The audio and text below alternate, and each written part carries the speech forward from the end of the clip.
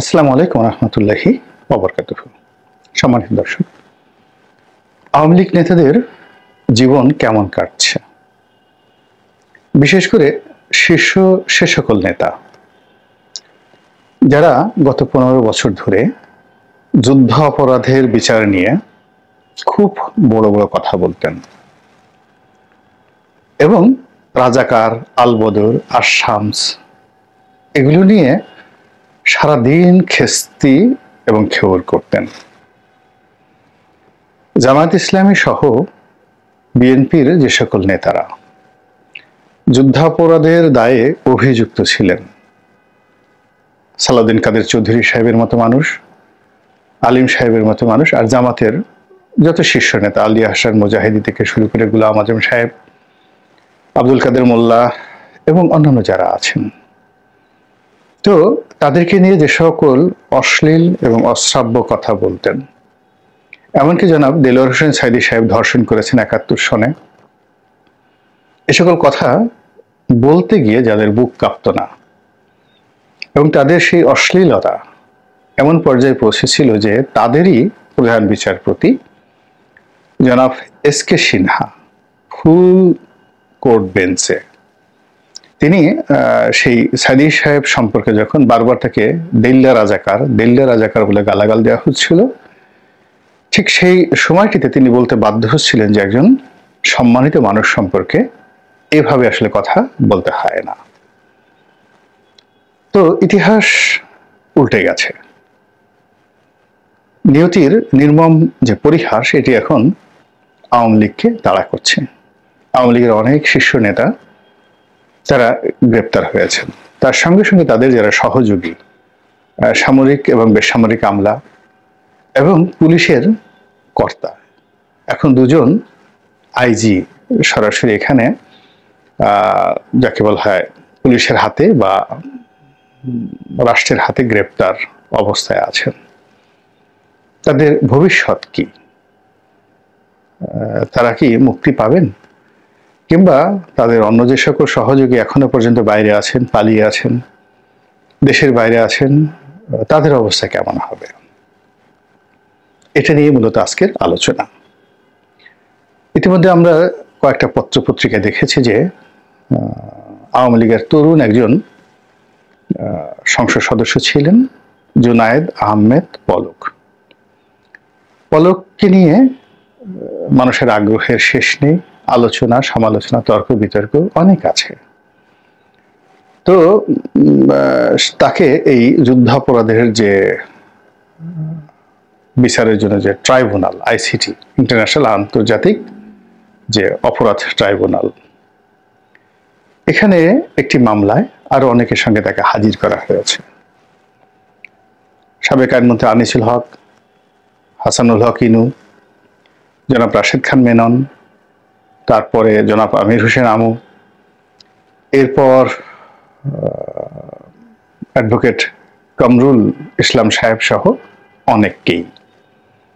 তো সবাই যার যার মতো মাথা নিচু করে কথাবার্তা বলে ওইভাবে আসছেন। এর মধ্যে সেই সেনাবাহিনীর যে কর্মকর্তা মেজর জেনারেল জিয়াউল হাসান, তিনিও আছেন, তাকেও এখানে উপস্থিত করা হয়েছে। তো সকলের মধ্যে যেটি দৃশ্যমান সেটা হলো একমাত্র জুনায়েদ আহমেদ পলক, তিনি ছিলেন অবনত মস্তকে এবং হাত জোড় করে তিনি সম্ভবত কারো কাছে ক্ষমা প্রার্থনা করছিলেন, আমি জানি না কার কাছে। তো পরবর্তীতে যেটি দেখতে পেলাম সেটা হলো যে তিনি জেলখানাতে খুব অবর্ণনীয় দুঃখ দুর্দশার মধ্যে আছেন এবং তাকে একটি এরকম সেলে রাখা হয়েছে একাকী, যেখানে সাধারণত ফাঁসির আসামিদেরকে রাখা হয়। তো এখন অনেকের প্রশ্ন যে জুনায়েদ আহমেদ পলক বা অন্যান্য যারা আছেন তাদেরকে কি ফাঁসি দেওয়া হবে? আর পলকের যদি এই অবস্থা হয় তাহলে অন্যান্য যারা আছেন, পলক তো মূলত যুদ্ধাপরাধের এই বিচারের সঙ্গে একেবারে জড়িত ছিলেন না, তাকে সন্দেহ করা হতো যে তার সঙ্গে সজীব ওয়াজেদ জয়ের খুবই ভালো সম্পর্ক ছিল এবং সরকারের যে ডিজিটাল কার্যক্রম সেই ডিজিটাল কার্যক্রমের তিনি ছিলেন অন্যতম চাবিকাঠি। যদি ভালো কিছু হয়ে থাকে অবশ্যই পলক তার জন্য দায়ী, আর যদি মন্দ কিছু হয়ে থাকে তার জন্য সে দায়ী। আর এই সরকারের পক্ষে এরকম হার্ড লাইনে গিয়ে এই তরুণ সংসদ সদস্য তেমন কোনো কথাবার্তা বলতেন না। তো তাকে যদি টার্গেট করে কন্ডেম ছেলে রাখা হয় তাহলে কামরুল সাহেবের অবস্থা কি, ইনু সাহেবের অবস্থা কি, তারপরে আনিসুল হক সাহেবের অবস্থা কি, সালমান এফ রহমান সাহেবের অবস্থা কি, এই জিনিসগুলো নিয়ে আলোচনা হচ্ছে। এবং আওয়ামী লীগের যারা নেতা ভিতরে আছেন বাইরে আছেন সবার মধ্যেই এক ধরনের মৃত্যু ভয়, তারপরে এক ধরনের ফাঁসির আতঙ্ক এটি ছড়িয়ে পড়েছে। এটা কেন? এর কারণটা হলো, তো কথায় কথায় ফাঁসি দেওয়া, কথায় কথায় ফাঁসিতে লটকানো, এটা 2012 সনে সেই গণজাগরণ মঞ্চের মাধ্যমে যেভাবে বাংলাদেশে মার্কেটিং হয়েছে, বাজারজাত হয়েছে, তার ফলে কি হলো, একেবারে উলঙ্গ গ্রামের যে ন্যাংটা পোলাপান যারা রয়েছে, 2-3 বছর বয়স যাদের বা 3-4 বছর বয়স, যারা সাধারণত উলঙ্গ থাকতেই তারা পছন্দ করে, ভালো লাগে, মাঝে একটা ঘন্টা থাকে গ্রাম বাংলায়, তারপরে কপালে একটা কাজলের টিপ থাকে গরিব মানুষের সন্তানদের, যেন তাদের দিকে নজর না পড়ে।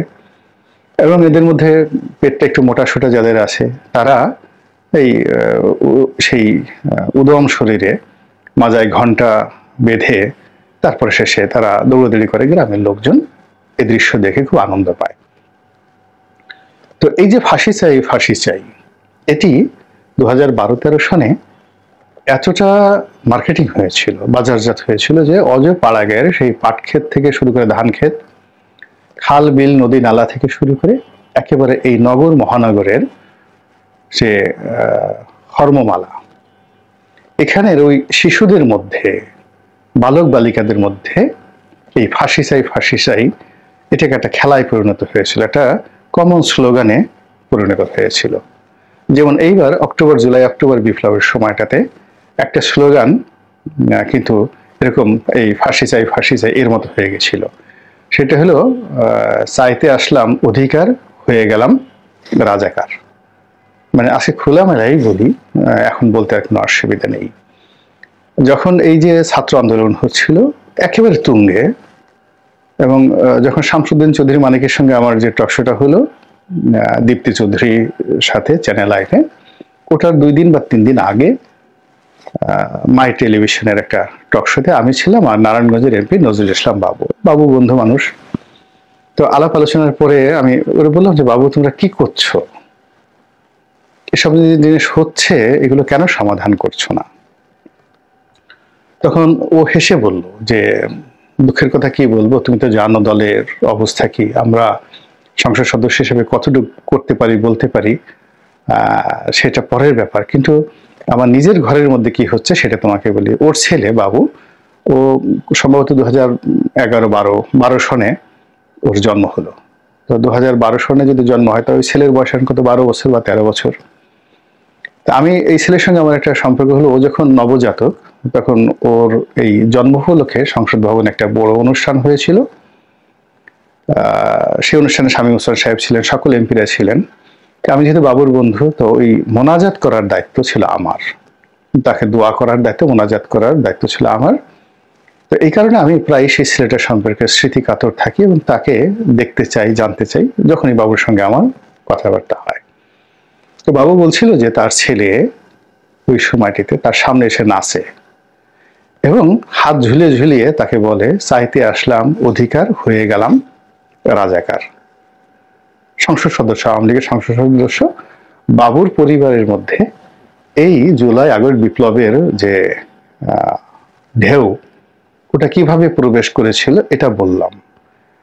এর চাইতেও এই আন্দোলন যেহেতু ক্ষণস্থায়ী, খুব অল্প সময়ের মধ্যে হয়েছিল, কিন্তু গণজাগরণ মঞ্চের যে আন্দোলনটি এটি দীর্ঘ সময় ছিল। এবং এখন যারা আছেন, সার্জিসরা আছেন, মাহফুজরা আছেন, এদের চাইতেও ওই সময়টিতে ডক্টর ইমরান এইচ সরকার, তার যে প্রভাব প্রতিপত্তি, অ্যাকসেপ্টেবিলিটি এবং গুরুত্ব সবই এখনকার যারা আছেন তাদের সাথে কয়েকশো গুণ বেশি ছিল।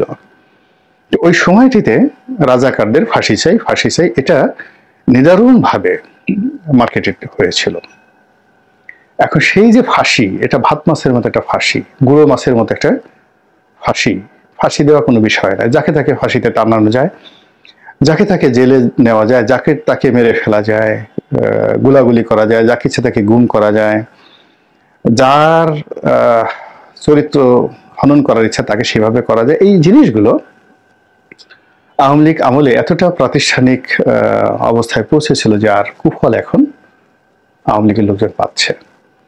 এখন এই সরকার বিচার করতে চাচ্ছে, বিচারের জন্য কোর্ট গঠিত হয়েছে, এবং তারা কখনো একবারে বলেনি যে এই কোর্টের মাধ্যমে ফাঁসি দেওয়া হবে। জামাতের লোকজন বলেনি, কোর্টের কোনো কর্মকর্তা কর্মচারী এখনো পর্যন্ত বলেনি যে অমুকের ফাঁসি চাই বা আমরা সর্বোচ্চ শাস্তি ফাঁসির জন্য চেষ্টা করছি।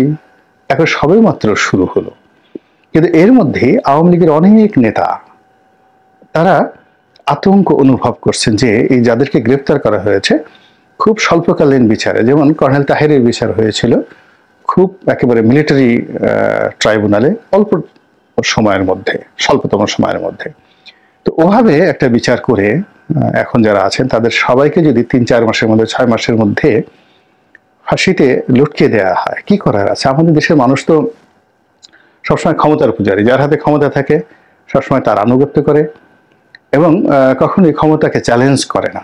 এটা হলো আমাদের দেশের একটা স্বাভাবিক প্রকৃতি। তো এখন যদি যারা যারা গ্রেপ্তার হয়েছেন তারা সহ যারা দেশের বাইরে রয়েছেন তাদেরকে, অর্থাৎ আওয়ামী লীগের 100 জন নেতা এবং কর্মী টপ, তাদের সবাইকে যদি এই জুলাই আগস্ট বিপ্লবের হত্যাকাণ্ডের জন্য ফাঁসির আদেশ দিয়ে দেওয়া হয় এবং যাদেরকে ক্যাপচার করা হয়েছে তাদেরকে ফাঁসি কার্যকর করে দেওয়া হয়, সঙ্গে সঙ্গে কি করবে জনগণ? আওয়ামী লীগের লোকজন কি করবে?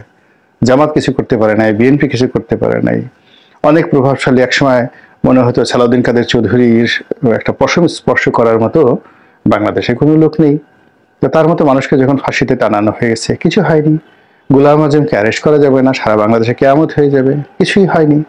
সাইদি সাহেবকে কিছুই করা যাবে না, গ্রেপ্তার করা যাবে না, কিন্তু সেই সাইদি সাহেবের জানাজাটাও সরকারের অনুমতি নিয়ে করতে হয়েছে। তো এই জিনিসগুলো মূলত আমাদের দেশে যে ট্রেডিশন, যে আমরা সবসময় ক্ষমতাকে পুজো করি, ক্ষমতার ভয়ে প্রকম্পিত থাকি, এবং আমাদের চোখের সামনে ক্ষমতাধররা যদি কোনো অন্যায় করে আমরা আগে যেভাবে নারায়ে তাকবীর বলতাম পাকিস্তান জামানাতে, পরবর্তীতে সেটা জয় বাংলা বলেছি, তারপরে বাংলাদেশ জিন্দাবাদ বলেছি, আবার জয় বাংলা বলেছি, আবার এখন শুরু হয়েছে আলহামদুলিল্লাহ, সুবহানাল্লাহ এবং নারায়ে তাকবীর।